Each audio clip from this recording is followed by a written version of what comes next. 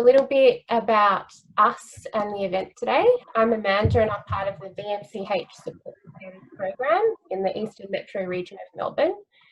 We organise this event today, especially for women carers, to recognise your contribution to your communities and Australian society. You have been described as the social glue of communities.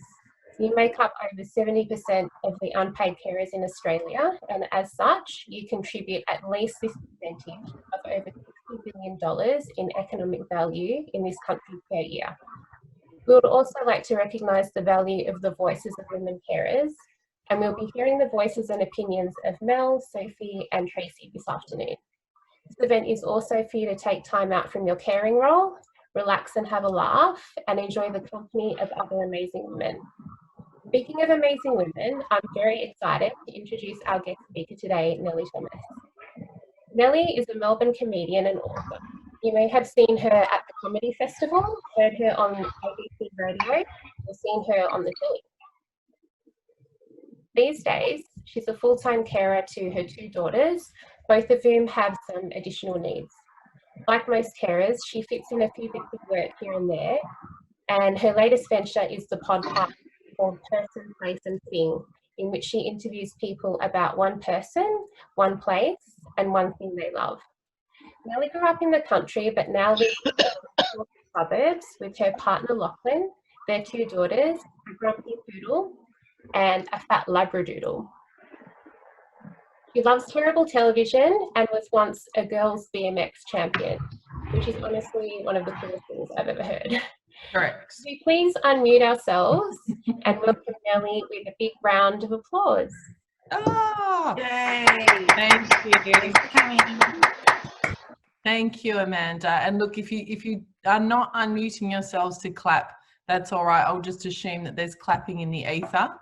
I can also hear that someone has their microphone unmuted, and I can hear that they're watching The Price is Right. And I've got to tell you, I'm thrilled. I'm absolutely thrilled that someone else is watching crap TV. What I will do is Amanda has asked me basically to do a little bit of a presentation to start with. So I'm just going to share, in this brave new technological world, I'm just going to share my screen with you and ask Amanda, can you give me a thumbs up to let me know that you can see the PowerPoint? All right. Now, Mel, can you see it? Great, excellent. I'm assuming that means everyone can see it. So as you've heard, my name is Nelly Thomas, and I'll tell you a little bit more about myself as we continue, but just wanted to let you know what we're going to be talking about today. So I'm going to talk a little bit about myself in terms of what I used to do and what I do now to give some context. As you've heard from Amanda, I'm a full-time carer now. I will be telling you how I'm coping with that.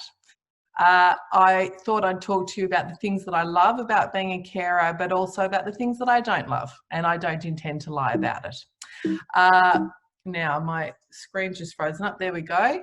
I'm very pleased to be able to talk to three other carers about their experiences, because I think one of the things we need to acknowledge is that this capital C carer word does not apply evenly and in the same way to everybody, and everyone's got different experiences depending on who they are and who they're caring for. And I do promise you that we will be finished at 5 o'clock. Let's say 5:05. Let's say maybe 5:10, because I have Say Yes to the Dress waiting to go watch, and I'm sure some of you have got some Netflix racked up. Amanda suggested at the beginning that perhaps this was our break for the day. I can assure you more of that will be coming for me in the form of some crap television, my respite. Now, we're in strange times. Let's not dwell on it, but there might be technical problems. I can hear a couple of you coughing. Someone's making a coffee. There's a dog barking. It's fine. Every time I have a technical problem, I'll be having a sip of something. You choose whether that's alcoholic or not. No judgment from me. If you're not someone who drinks to excess, maybe you could eat chocolate. It is a health promotion event, so that sounds like a good idea for me. Now, first things first, let's address the elephant in the room. That's my publicity picture. That is how the event was marketed, I believe. Needless to say, that photo was taken before I became a carer and certainly well before COVID, before the many corona kilos I've stacked on, and when I had hair.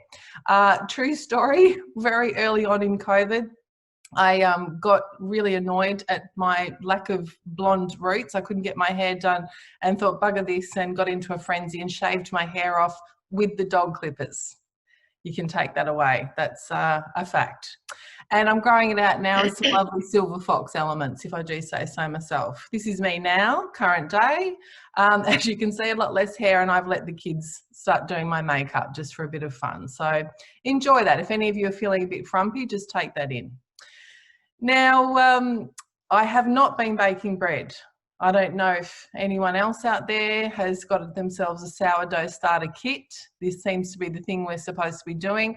I did give it an attempt, and I swear to God, I have not made this up. This is how it turned out. So I gave it a crack. That's all you can do. And then I decided, there's bread at the shops. So that's what I'm doing now. No pressure. Now, you've heard a little bit about my story from Amanda. I won't dwell on it too much, but this is what I used to do full time, pretty much for the last 20 years. I've been a stand-up comedian. I've been a professional public speaker, an author. I've worked on ABC Radio, a bit on Radio National, mainly on 774 ABC Melbourne, and also done a bit of telework. So my life was pretty hectic. It was pretty public, and it was pretty high energy is the way that I would put it. These days, I do mostly this. I don't know if it's just my family who eats a lot, but I do not stop cooking. I'm assuming most of you as carers do not stop cooking. It's like 3 meals a day has turned into about 23 meals a day. There's various requests. All I seem to do is cook. There's a lot of washing. Yeah, the highlight of my day, the washing, the drying. Is it folded? Is it not folded? Has it been put away? We're not even leaving the house, and I am still washing, drying, folding, and putting away all bloody day. There's a lot of cleaning. To be honest, there's less cleaning now. We don't have visitors. We haven't done a panic cleanup for a while with people coming over. I know it looks nice and clean behind. This is the one area of the house I won't let anyone else in. But the rest of the house, not quite as clean. And look, I enjoy a beverage from time to time. That's all I'm saying. You asked what I do with my day. I am honestly telling you. Now, who do I care for? Now, one of my slides, just excuse me for a sec. I feel like one of my slides is missing. No, it's not. Oh, well, we'll plow on. Who do I care for? I have a 7-year-old daughter who is on the autism spectrum. There are many different debates about how to describe a child on the autism spectrum. That is how I describe her. That is how she describes herself. That is what I'm comfortable with.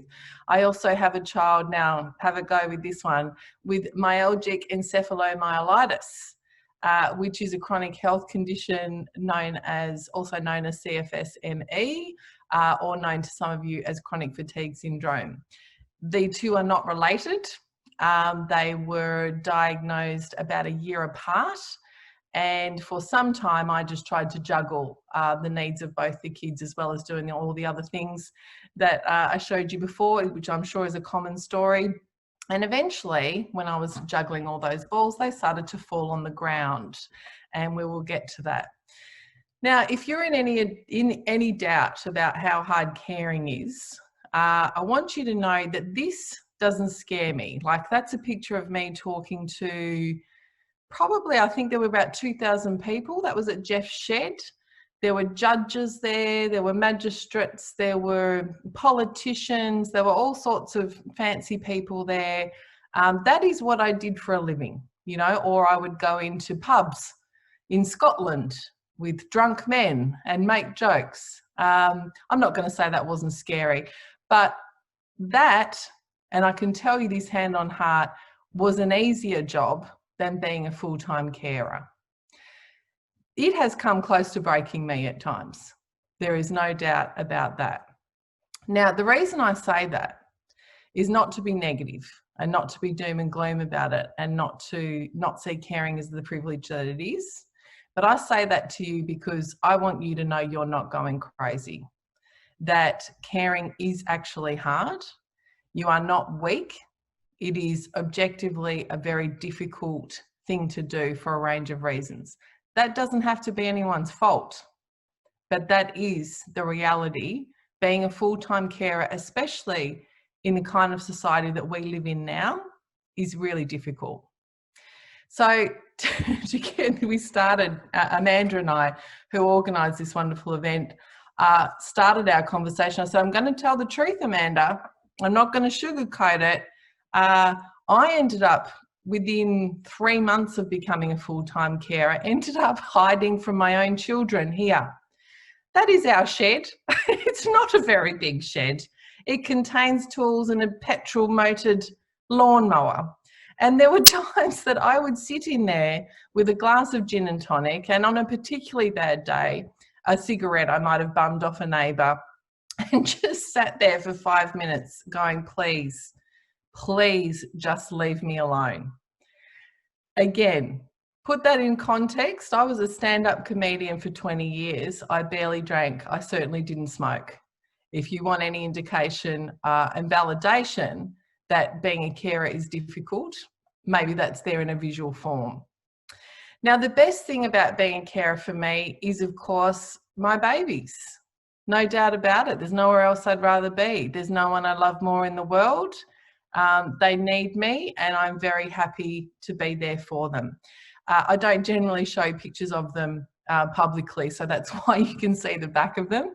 But that's my older girl who has MECFS, and my younger one, the little autistic dynamo. Now, the worst things about being a carer for me, and they'll be different for different people, I find it really lonely. Really, really lonely. Even though I am a person who is sociable, I've got a good social network, I've got a good professional network, people don't really understand.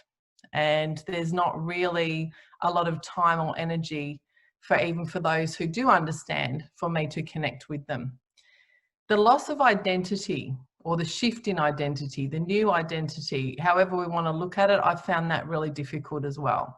I didn't realise how much I took from my professional identity. And you know what it's like. I mean, oh, so what do you do? I'm a carer. End of conversation. All right. There's not a lot of places for people to go from there that aren't sad for them. So those conversations tend to stop. I don't like not having money. Hey, let's put that out there. I don't have any income anymore, and I had a decent-ish income, and I miss the money. God, I hate the paperwork. Oh, I can't be the only one who hates the paper. I'm drowning in paperwork. The first time I applied for the carers allowance through Centrelink, this sounds like an exaggeration. It's not. I burst into tears after about 3 hours and just said, I don't need that $60 a week enough to care about this. The paperwork, it feels like such a punishment. The passwords, oh my God, the amount of consternation in my life brought on by passwords. The kids have got passwords for school. The NDIS have got passwords. Centrelink's got passwords. My bank's got passwords. My bloody carers, bloody Mabel, whatever those things are called, support workers have got passwords. I can't keep up with the passwords. Someone help me with the passwords. And then, of course, it's Groundhog Day. Most days roll into others. It's been hilarious for me watching people in coronavirus times going, oh, well, Friday doesn't feel any different to Saturday. Welcome to my world. Welcome to our world. The hardest thing, I think, though, for me, and I'll be really interested to see from our other carers, is the emotional toll of being a carer. Carers are the emotional containers of the household. Certainly in my house, I am. So, of course, my priority is my kids, and I want to make sure that, as I should, as their parent, absorb what I call their big feelings. Having a chronic illness, as my older daughter does from the age of 9, she's now 13, is no joke, is not easy. It's very difficult emotionally. Living as a kid on the autism spectrum in the world that we live in is not easy. So there's a lot of times when they're in distress, and I absorb that. And I'm sure a lot of the carers who are watching absorb that too. And there's a point, as you can see from my little glass there, where that spills over and I can't absorb that anymore. Now, gaslighting is something that some of you will be familiar with. Gaslighting is a type of psychological abuse in which the abuser denies the victim's reality. It's a bit full on. I've altered it for our purposes. Gaslighting is a type of psychological harm in which the government, family and friends deny the carer's reality. Can I get an amen? I'm assuming that some of you know exactly what I'm talking about. How often do we hear things like, being a carer is the most important job in the world? And then the carer's allowance is $60 a week. We are here if you need us for anything. How many of you have heard that? And then you ask for something and they're not there. All you have to do is ask for help. This one I find the most gaslighting. It's like, I have asked for help, you just aren't giving it, or you can't give it, or you want to give it in a way that suits you and doesn't actually help me. Most pernicious form of gaslighting. And finally, oh my Lord, if one more person tells me I should do meditation and yoga, I may actually combust on the spot.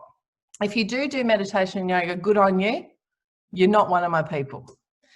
Now, that's a joke, by the way, please. If you do meditation and yoga, good on you. I'm thrilled. I wish I could just say to all the people who comment on being a carer when they're not a carer themselves, just say what you mean and mean what you say. If you can offer me concrete help, please do so, but follow through. If you can't, just say I can't, and then I will deal with it. Now, Amanda's already mentioned, I'm not going to dwell on this, but some quick facts about carers, just going back to how we're told platitudes about caring. These were the latest stats I could find, but Amanda might be able to update us. There's a lot of us, right? There's 2.65 million unpaid carers in Australia. The work we provide is worth more than $1 billion, not million, $1 billion a week, unpaid work. Most of us are women. This is absolutely a gendered issue. Our average age is 54.3, and there are a couple 100,000 or more carers under the age of 25. Now, I think the platitudes about caring do us a disservice, and I'll be very interested to hear what our other carers think. For me, it feels like gaslighting. It feels like, in the words of Judge Judy, don't pee on my leg and tell me it's raining, right? Just tell me the truth. I don't want to hear I'll be there for you and then you're not there. I don't want to hear you're doing the most important job in the world. I don't want to hear it'll all be better tomorrow. What I want is more help. I want some actual help, whether that is from friends, family, neighbours, government, wherever it comes. I want some help. I want recognition for myself and all of the other carers. And yes, I would like some money. I'm particularly passionate about the fact that this is such a gendered issue and it is skewed toward older women, and we need some freaking superannuation. This is a ticking time bomb waiting to happen. Just as a little side note, I feel like I'm looking in the rearview mirror during coronavirus. I don't know about a lot of you guys, but you know, what's everyone complaining about during corona lockdown? Oh, I've lost my job. I've lost my identity. I can't deal with this uncertainty. I'm scared about the future. I feel so isolated. I'm very worried about health. It's like, hello, carers have been saying this for decades, for centuries, for millennia. The truth is, oh, forgive me for going so depressing, but I feel like saying, no one's coming, mate. No one's coming. You've got to make the best of what you've got. Now, what am I grateful for? Of course, I hope it goes without saying, I am absolutely hand on heart from the depths of my soul grateful that I'm in a position where I can be a carer. You know, my kids are doing better.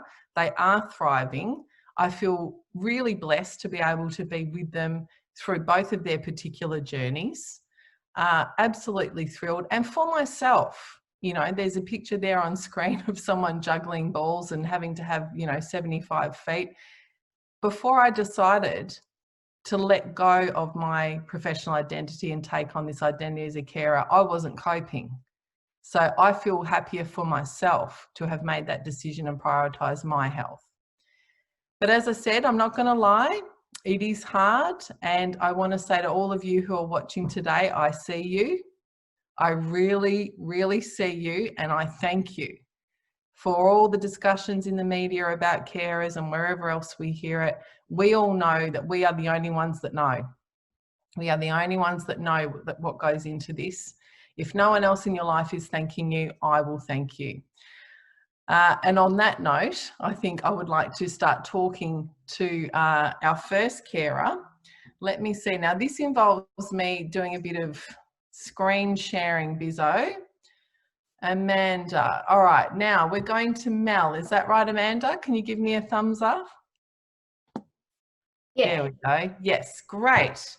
Excellent. So Mel, can you hear me? Just give me a thumbs up to make sure you can. Fantastic.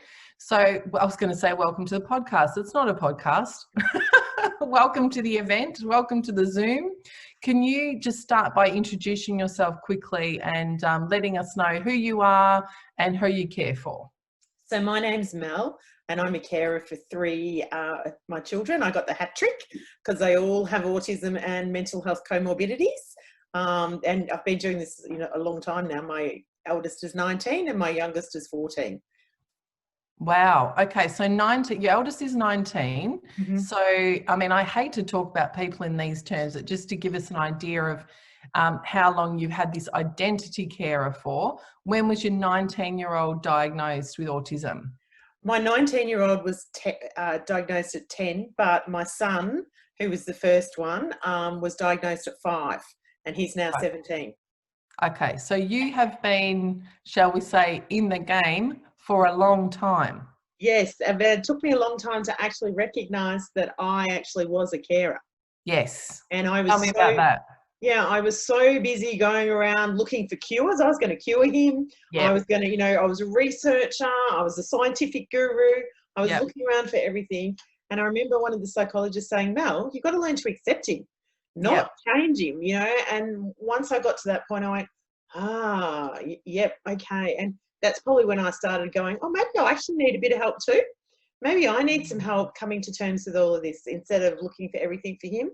And that's when I started joining some carer support groups and, connecting in. Well, there's so many things in that, aren't there? I mean, the first thing that strikes me is I think it's a very common story for people with kids on the autism spectrum, for kids who have been diagnosed with disabilities, even for kids with chronic illness, that the first instinct, it's almost can be like a grief response of denial, followed by like action, like, oh, well, I'm going to fix this. I'm going to fix this. I can do this. So how long did you try and do that for? Oh, I went in and out of it. I won't say, when there was other times where I didn't want to know a single thing about autism or disability, I just wanted to actually just pretend I was normal. We've got friends that have grown up with our kids and we call them the perfect family because when we went out when they were younger, their children were all perfect and mine were like running around all over the place. So I went through, and I probably still try when other people are reaching milestones that my children aren't yet at, and there's a grief factor there that still comes in. So I wouldn't say that it's over. I would say it's there. It's different. This time I just acknowledge it now, though, and go, isn't it interesting that this is how I'm feeling? And occasionally then I speak to other carers in the same boat as me, and then I don't feel so alone. I don't feel like I'm the crazy one. I speak to some other carers in my village, I call them. And do you have that experience, because I try and speak to other carers in my village now too for this exact reason. Do you have that experience where you have friends and family basically just assume you're being a bit soft? You should just push the kids a bit harder, or, they woulda, coulda, shoulda done everything better than you are doing. Yes. Tell me about that. I found that to be incredibly judgmental.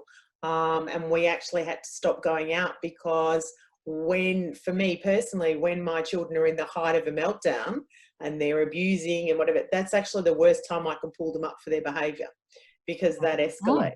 So people would say, why are you letting them speak to you like that? And why are you letting them do this? And I go, because I'll deal with the behaviour tomorrow. I just need to get the situation calm now.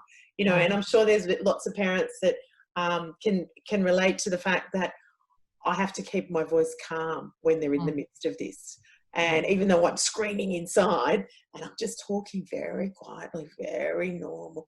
And, you know, where do I get my time to let my frustration out? But their needs come first. Absolutely. It always will. Now, I'm like, tell me if I'm wrong, but I'm getting the sense that my picture of the glass spilling over and the idea of the one of the most challenging parts of being a carer is being that emotional container.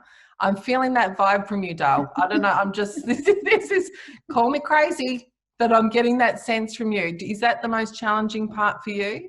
Yes. And navigating, you know, like even you have one thing go wrong. My son dislocated his knee last Sunday, right? So that's an added extra thing. But in the meantime, you're navigating school, you're navigating home life, you're navigating the NDIS, you know, it's tax return time, you know, just for and so the pot's full, and it's about recognizing that my pot's full. I have this group of carers, we call ourselves Fancy Fannies. And I think one of them's on here today, and we do yoga every Friday morning. Right, and there is and we're all carers, right? So there's 6 of us, every one of us is a carer, and our lives are so completely different, but there is no topic off limits. It's the safest place you can come, and that's been a huge thing. So Fancy Fannies, you can just let it fling. Yeah. Now we'll wrap up in a sec so I can talk to Sophie and Tracy as well, but can you end on telling us what's the most challenging part of being a carer, and also what's the most wonderful part for you? I think the challenging part, like what you said with all those things, is having to keep explaining and justifying my story. And having to go, you know, they go, oh, you look normal, your children look normal, you know, and that hidden factors, and then having to justify, and then they switch off and don't hear. And every time I ask for help, you know, I go and read what the mission statement is of the organisation to go, do I fit into the, you know, doing all this research? So that's probably the lack of awareness and acceptance and support. And exactly like you go to a party and they say, what do you do? Oh, well, I'm a full-time carer. And the conversation just stops. No one wants to talk to you because you're obviously boring. You know, and do you know what I think it is? I think they're scared of the big feelings. I think they're scared that, you know, I'll go, oh, hey, Mel, what do you do? I'm a carer. And I go, oh, who do you care for? I've got 3 kids on the autism spectrum. And then they're like, what? Like, what do I say now? Or they'll say things like, God only gave you what you can handle.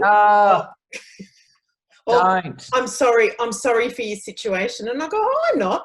No. And they don't know where to go. What are you sorry for? Yeah. Do you know what? My children, like my life is like a comedy. You know, a non-stop comedy with all the variances and differences. And, you know, we say the only problem in my house is the only undiagnosed person in the house, my husband. We say the same thing. Edit that out, Amanda. Edit that out. Oh, my Lord. Yeah. This is why you got to talk to other carers, because you end up finding these commonalities. When you say that to other people, they're like, what? Fantastic. Hey, Mel, can I come back to you if we've got time? But thank you so much for joining us today, and just hang on the line there, because if we've got time, I'll come back to you. But now we're going to go to Sophie. Hello, Sophie. Hello. How are you? I'm fine. A lot better now that I know that everybody's in the same boat. Oh, well, tell me about that. What have you heard that's resonated with you, Sophie? Oh, like you said about being lonely and people don't understand, and it's just, you know, everything, you know, and it's just amazing that, well, actually, not even our children don't know exactly what's going on here, because I haven't told them, and I don't want to tell them because I don't want to worry them, and or, you know, thinking, oh, mum's complaining again. So yes, it's all the same. Well, let's go back a step and tell me, first of all, how many kids have you got? I've got 3 children, but they're all fine. It's my husband that the 81-year-old husband that I'm caring for, and have been for about 5.5 years. And yes, things are not getting any better. He's getting worse in just personality-wise. That you know, every day is a struggle and a challenge. So and And I if don't get away, unfortunately. So 24/7.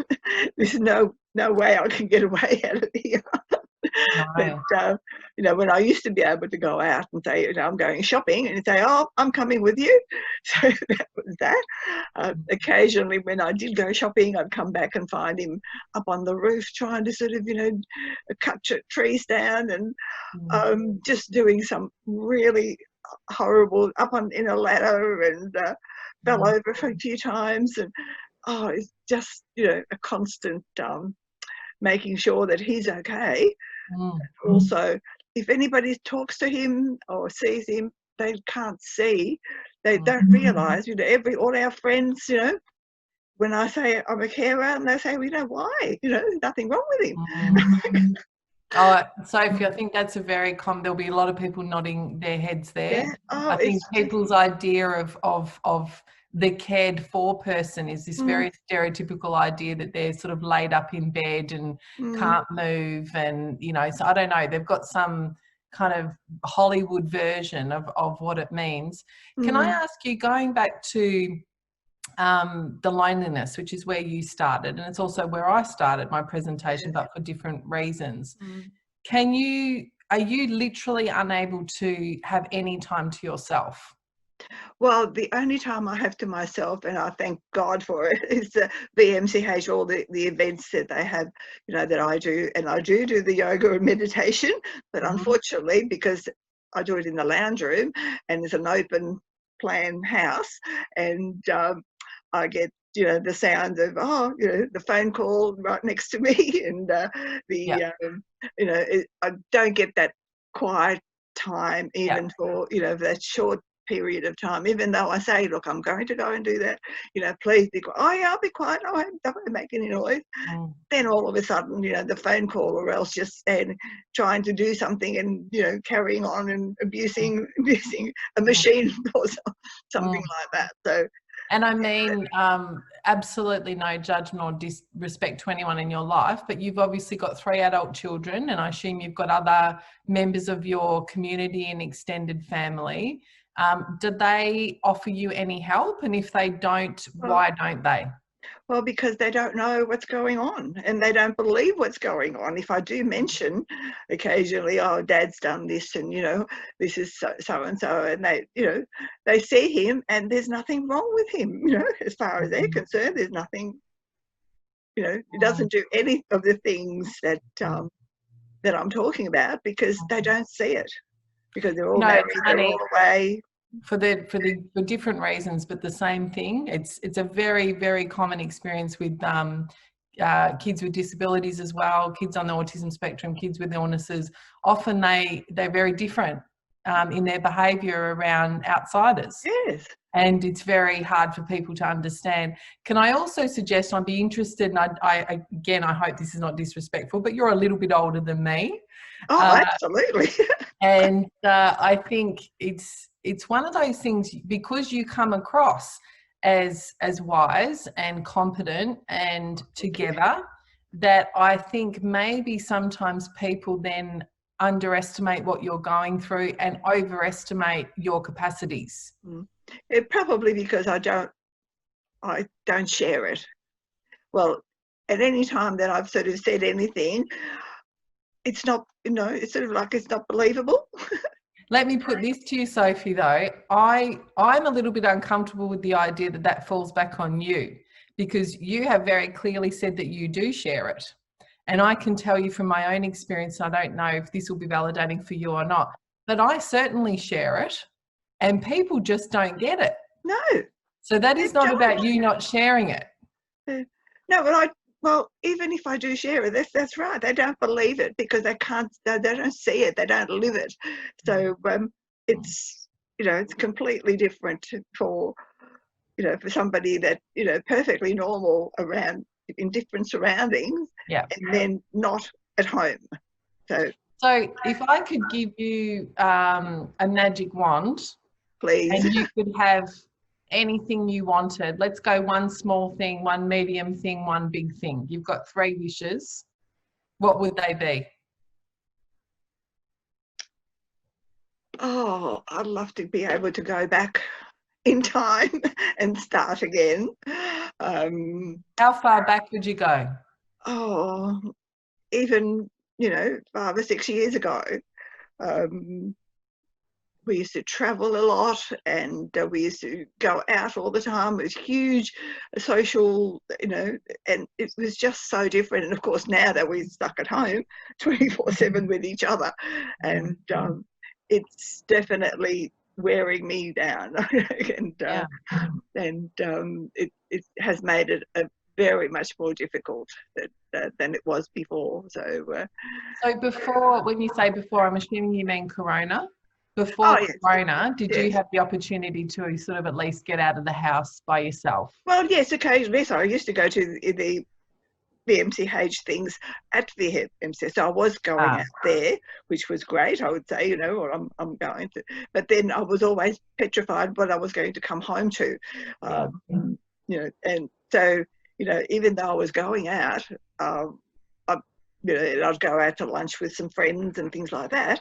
But most of the time I would come home and everything was fine, but there were times that I think, I shouldn't be leaving him alone because he does all these silly things that are so dangerous that, I'd hate to come home and find him, having another cardiac arrest, which he's had several of. Luckily, I've been home when it's happened, and I've been able to sort of, give him CPR and mouth to mouth until the ambulances have come. And, but, if that happens while I'm away, like I've been to a psychologist and she said, look, if it happens, it happens. But that's not how I feel. If it happens, it happens. So it's a lot easier said than done, isn't it? But I think you hit on something there that I reckon everyone watching would be able to relate to as well, which is I find it particularly patronising when people say, Nelly, just get out of the house and go out for lunch or something. And I think that would be, I would love that. Lovely. I would love that. Yes. But the cost to that when I get home sometimes makes it not worth it. Yeah, exactly. I mean, I still did it, but it was, and it was easy. It certainly was a lot easier when I'd go to a friend's place and her husband would come and sit with him, and then the time then I knew that he was okay. But the other times when we'd go out for lunch and only the girls or something like that, and yes, it made a big difference. Big difference. Yes, as I said, sometimes it would be fine. I'd come home and everything was fine. But one thing that he does do well, and that's cook. So. Okay, talk me through it. I need some more Corona kilos. What's his best dish? Oh, everything he does. I mean, like today he made stuffed cabbage leaves. Oh, and he made French onion soup. Fantastic. So the food here, no wonder I'm sort of the kilos are piling on, especially since we've been stuck. There's a reason you can only see me from the neck up, I assure you. Yes, like about 4 or 5 kilos have gone on, and every day I think, nope, today I'm not going to eat it, but it's so delicious that I do. So it's so much easier too. Oh, you're not getting any judgment from me on that front. Sophie, can I say, I mean, it actually, for me, it actually is, it both makes me want to leap through the screen and give you a hug, but it also enrages me, honestly, that we live in a community of such abundance that would leave you with so little help. It's wrong. And, I know Amanda and the team and a lot of us are trying to fight really hard for more recognition of the work that people like you are doing and get more help, but we're not there yet, and bloody shame on us. Not on you, shame on us for not doing that. So thank you for what you're doing, and thank you for the care that you're giving to your husband. And I hope that we get enough time to come back and hear more from you after. But I'm so glad that you came today, even if you are in your dark little study. I'm thrilled that you're with us. Thank you very much. Bless you, Sophie. Appreciate it. Now moving on to Tracy. Can I see Tracy? Just unmuting myself. Oh, there you are. Hello. Look at you with all your bloody accolades, you big show off. Well, as I said before, they're normally hidden behind the door, but I have to close the door just in case of a noise issue. But yeah. Oh my God, when you said that to me before, just for people watching, we were talking off air before we started recording. I thought you meant you hid the kids behind the door. No, unfortunately, they say that's illegal, but, you know. There's some standards, apparently. There's some standards we have to adhere. So you've heard three of us chatting already. What can you relate to? What's different for you? Oh, look, I can relate to definitely everything you had in your overheads. Very succinct, and yeah, definitely could relate to those. And listening to people's stories, quite moving, you know, their everyday life, Mel, your everyday life and stuff. It's just like, you must have taken notes from at least 80% of my life. I went, oh, well, there we go. And then Sophie, I get exactly where you're coming from. The only thing that wasn't mentioned, and I thought I'd bring up, was the cumulative effect. So take that bit where you say, oh, you know, your child wasn't coping with something, and then you had to manage that situation, and, you know, there's the behaviour, there's you managing your emotions at the time and all those sorts of things. And that's fine in that block of time, and that might be what other people in your neighbourhood or you're out in public and that's what they see. And they see you handle that. But it's cumulative. Yeah. And it's not a sprint, it's a marathon. Yeah. And I just feel that it's that bit that people don't see. So they, you know, it's not necessarily the best of you that's always getting put forward or can always handle that. You might know in your mind the textbook version of what you should do. You can hear, you know, if you went to a psychologist, you can hear their advice in your head. You know what's worked in the past, but that sits on top of you. And you have your great days and your challenges or your other stuff that's in your head from some other aspect of your life. And that has a bit to play as well.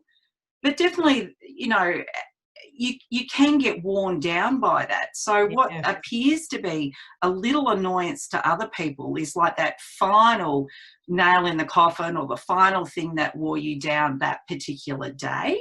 So that was the only thing that didn't get mentioned that I thought was worth noting. You so 100%, I call it a war of attrition. You know, it is that kind of, it's a little bit at a time. You know, Mel was talking about the judgment that some of us face. And I actually think that's why there's so much judgment, because they might see you, say, at the school gate, you know, say with a child who's got separation anxiety, who doesn't want to go in. Now, most parents can relate to that because they've probably had their kid at some point on one day not want to go to school. What they don't know is that that's every day.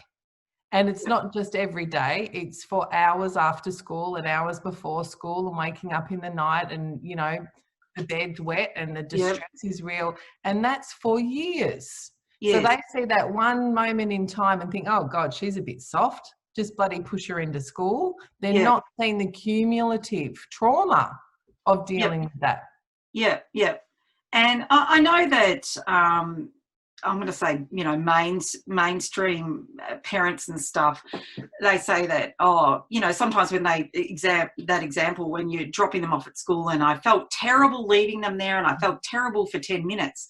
But, you know, us as carers, we don't suddenly switch that off that, oh, that experience was over and now I'll happily go shopping after that, or I'll be racing to go to that festival again if it was such a negative experience the first few times. So, you know, there is that in the background where you're maybe entering situations that haven't been pleasant before for you and your child, and you're wondering, I want it to, you know, be a good experience for everyone now, but there's already that history in the past of when it wasn't, and it's sort of there. So and I think that piece that you spoke about with the loneliness seems to be a common theme, is all I can say, because it is difficult to hold meaningful conversations with people while you know, you're trying to keep an eye out for what's going on, or you're getting constantly interrupted. Or I think people have this experience, you know, when you've got the toddler stage and they're sort of needing you, and I'll have to call you later, or I'll, you know, you hear those people saying, I'll ring you from the toilet, you know, that kind of thing. Yeah. But I think carers have that experience of wanting to do that, like having that, oh, if only I could get that 5 minutes to talk to you and 100% concentrate on what you're saying. But it's not possible. It's not necessarily feasible. So with that comes a little bit of a loss, that I can't 100% pay attention to exactly what you're saying, and you know, be there for you. Couldn't agree. And do you think it's because I wonder, some of the loneliness, I think, might also be that when you are asked about your experience of being a carer and tell the truth, people freak out. Actually what they want to hear is the Hollywood, I'm totally fine, I'm making sourdough, I'm doing Pilates, I'm keeping up with my friend. They don't actually want to hear I found it just makes people very uncomfortable. Yeah. One of the things I've learned over time, and obviously Mel spoke to this before, was that need to make meaningful connections with people in the similar boat to you, and how important that is. And I've actually loved that, because I find that carers are really authentic. Yes. You know, they haven't got time to worry about slowly get to know me, and I'll slowly let you know who I am and who's the real me. It's kind of, well, here's me on a platter. I haven't got time to muck around. Take it or this leave is who I am. I make no excuses for it. That's it. So Tracy, I'll tell you a funny story. We had a guy come over to fix the heater the other day. And of course, I'm an extrovert anyway. So I'm already at home from being a carer, and then there's coronavirus. The poor guy, I wouldn't leave him alone. I'm like, hi, how are you going? And I start asking him about his mental health. And I can see him looking at me like, what? I'm thinking, this is totally normal for me. I haven't got time to muck around. Yeah, you cut to the chase. Small talk. You're a 20-year-old guy in coronavirus and your footy's not on the TV. I'm going to ask if you're depressed. But carers get that. Yeah. You just cut straight to the chase. How do you find, and again, you tell us much you're comfortable with, but I just keep hearing this thing over and over again from other carers I know, that especially friends and family, where you think that they're going to swoop in, and you think that they're going to be more helpful than they are. And there's a real grief when they're not. Have you experienced that? I suppose I've learned over time that you make your friends, your connections, and get your supports as they appear in your life, and not try and overthink that mightn't have been someone you were drawn to before, or how long it's going to last, or it's about people presenting to you. There's a connection. They're adding to your life now. You feel you can add something back to them now. Try not to overthink whether they'll be a person that's going to be in your life in 20 years or 5 years or 2 years. They're there now. They mean well, you mean well. There's a connection, and finding like people wherever you find them. Wherever you can, in whatever way you can. And sometimes, you know, people surprise you, and you just have to go, well, thanks for presenting now. That it was so great that I met you, or that little pearl of wisdom, that little thing you said that made the world of difference on that day in that time. You go, great, I'm going to stick that away, you know, tools in the toolbox kind of a thing. Kind of sounds to me like you're suggesting as well, like basically don't overthink it. You know, if you've got a friend that, I don't know, hasn't shown up for you in the way you thought, or a family member or whatever, to try not to overlay that with too much meaning. Look, take, for example, the corona, you know, that's occurred at the moment. in that time, a couple of the organisations that, you know, I was involved with have really come to the fore, you know, Villa Maria obviously being one of them, and offered, you know, stuff that was available. And, you know, you feel a bit silly at first. Do I want to do it or not do it? I don't normally know these people, rah, rah, rah. And I've done it, and I felt so much better for it afterwards. It was afterwards you go, oh, you know, that was fun, or just hearing similar stories and knowing you're not alone. That loneliness piece definitely comes into it, because you can be with people and you're talking a certain way, but you're not telling the whole truth or the whole picture because of that scaring people off or making people uncomfortable.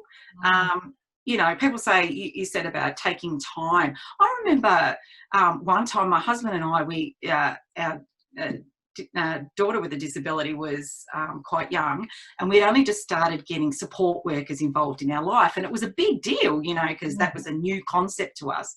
Anyway, we got one over and we were going to go out for dinner, and we hadn't planned too long, and we knew where we were going to go, and we had it all booked, and we just sat in the car and neither of us spoke the whole way there, and everyone's saying, oh, it's time to communicate with each other, have these conversations and get all romantic. And honestly, with the two of us are sitting in a car like a couple of zombies, and we turn up at the place to eat, I was like, we didn't even have the strength to get out of the car.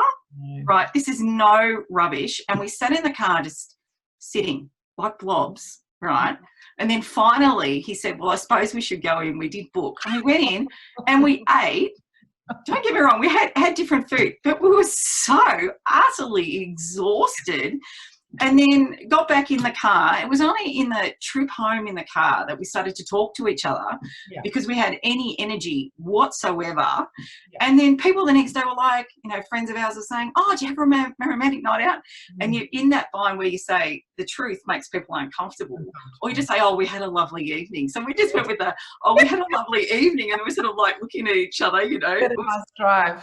Yeah, but the funny thing was when we met with other carers, they're like, oh, that's us too, you know. Oh, totally. Yeah, totally get that conversation, you know. But also even individually, like I find, you know, I'll get completely hyperactive because I'll suddenly have out of the blue half an hour, an hour to myself by some strange, you know, confluence of events, and I'll be texting friends going, what should I do? What should I, like, I don't know what to do. I'm so overwhelmed with the choices. Yeah. Because I'm not used to having that time to myself to potter around, that I end up kind of wasting it. Yeah. So now I'm trying to have a plan, you know, have a list of things on the fridge. The fallback plan. Fallback plan, right, do this. Like, I just found myself randomly just cleaning. Yeah. Because I was just in that, I couldn't work out what to do, so I was vacuuming. I think your photo earlier of you with the shed. Yeah.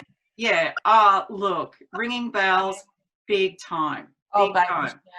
Yeah, when you're trying to work out, particularly at the moment, which one's going to go to the supermarket. Oh, for goodness sakes, it's not that exciting, but it is actually. It actually is, really. It actually is. If you're going to get some headspace and away from the noise, it actually is a break. I'll take it. Thanks. Yeah.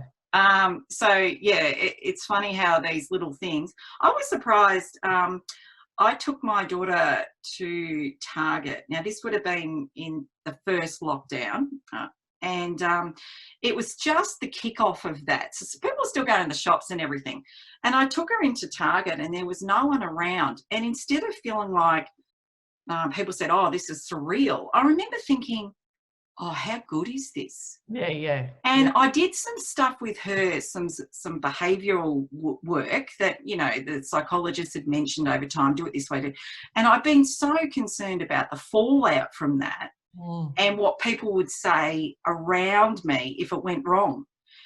When I went there, there was no one there. So it was like, great, we can try these strategies. I can try these strategies and see how they work out. And if it doesn't work out, I don't have to worry. There's no one around me. So I did these things and it all went well. And, oh, you know, we did all the things and a great positive outcome. And then I got to the car. I was just hit with this huge sadness. It was like, so hang on. What am I actually saying to myself? That it takes a pandemic for Target to be empty, for me to feel comfortable enough to try some of these strategies out and feel like I wasn't going to get any judgment from anybody in Target. And then I sort of thought, I can't be the only one, surely. And I've mentioned it to other people, and they're saying, well, actually, we're finding it easier for certain reasons now because people aren't around, or there's less judgment, or they're so self-absorbed they're not paying as much attention. I don't know what it is, but yeah, so I had that experience. Oh, you're 100% not alone. The thing that I was actually hinting at before, but I was quite pleased you didn't pick up, but I'll pick it up now. What I was hinting at before is one of the things I'm finding confronting, which I reckon other carers might be, is that I do have various extended friends and family sort of checking in to see how we're going during the pandemic.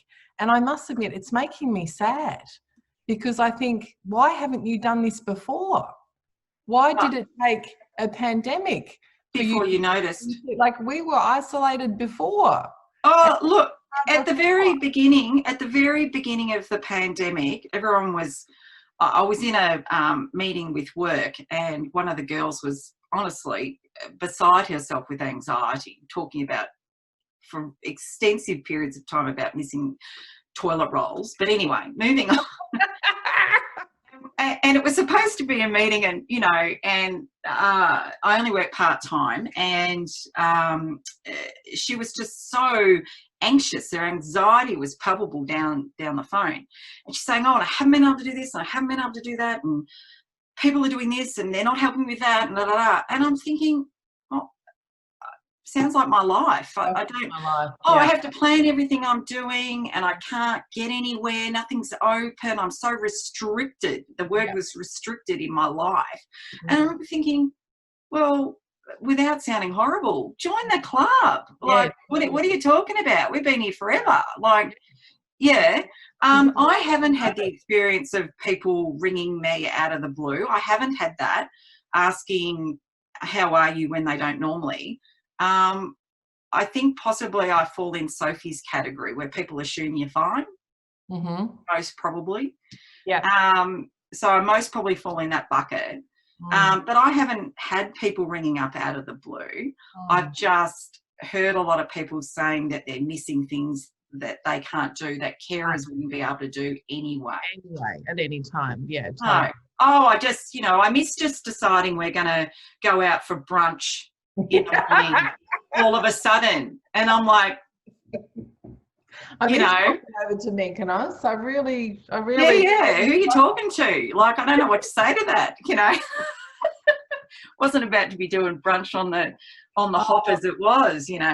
Can I just say to Amanda, who's looking nervous, don't worry, I have got my eye on the clock. This is why we need to do things like this, because I hear you speaking, and I hear Sophie, and I hear Mel, and I think, oh, I'm not going mad. Like, we actually all are experiencing the same thing, and even to have a laugh about the absurdity of it, is such a relief. Thank you for joining us today, and I'm hoping we'll be able to do some more events like this, because I'd love to hear more of your story. Go back to your bloody show-off qualifications in the back and all your books that you're not reading while watching Bachelor in Paradise, and enjoy yourself. Can I come back to you, Amanda? And we'll leave you. Thanks, Tracy. Stay there, but we'll mute you, I think.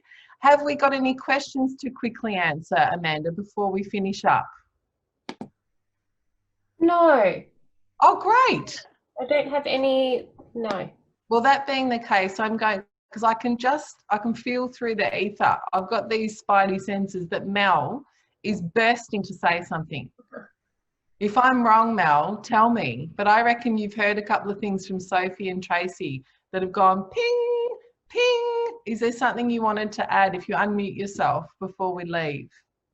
Yes. Well, I'm always up for a chat, but really, I think some of the themes that I've taken out of today's thing is connections, ensuring that you're not alone, and there's opportunity for us to connect in, like with Villa Maria's groups and whatever else you can. And it might be somewhere. Help doesn't always come from where you think. Yes. And to be really open to that perspective, that sometimes help is, it is available. And, for those that are on the NDIS packages or My Care packages, often you think you're help's all just paid for and you're funding everybody else. But sometimes with that comes lovely surprises. Absolutely. And but we'll save this for another time. But I only just, and this sound, I'm embarrassed to say it, but I'll say it in case anyone else watching is in the same boat. I only just realised that I could actually get support workers in during coronavirus with my NDIS money, because we haven't been able to use our NDIS funding for a lot of the things because they've been closed and so on. And someone said to me, why don't you get some support in, especially during this second lockdown? I thought it never even occurred to me. But of course, those things now, I feel like, you know, someone's handed me a brand new gold car. You know, it's like just to have a little break. Yeah. Sophie, can I come back to you quickly before we leave? I feel like, you know, you've had the most life experience of all of us. Thank Have you. you heard anything that really resonated with you, or any words of advice that you want to leave us all with? Well, one thing is that this has been very therapeutic, knowing that everybody's got problems as well, and it's been terrific. And yes, more of this, I think, you know, chatting to one another. Doesn't matter if it's this particular subject or other subjects, you know, it's good to sort of to get with people, especially now that we are locked down, and we have been since the beginning of March. We haven't really done anything at all. So I do online shopping, and I'll get in the car and I think, oh, hooray, I'm going to pick up my shopping and pick it up and come home. And it's sort of like a 15-minute turnaround, and I think I've done something wonderful. So, you know, just to do that. So you know, to have a chat with people, it'd be, you know, and Amanda, if you can organise something like that, it'd be fabulous. So, We're putting hard work on, Amanda. And Sophie, I can tell you what, the postie comes. Like, I hear the postie and I start to get excited, thinking I can wave to someone. You know, like, we can chat 5 meters apart, but, you know, I think we're all in the same boat. And these kinds of, this is the best we've got at the moment, is this kind of Zoom connection. And same as you, I have found it very therapeutic. And it's so nice to have that sense of community and hear, like, the validation of hearing, like, yeah, this is real. Like, as I said in my opening words, we're not divas, we're not weak, we're not needy.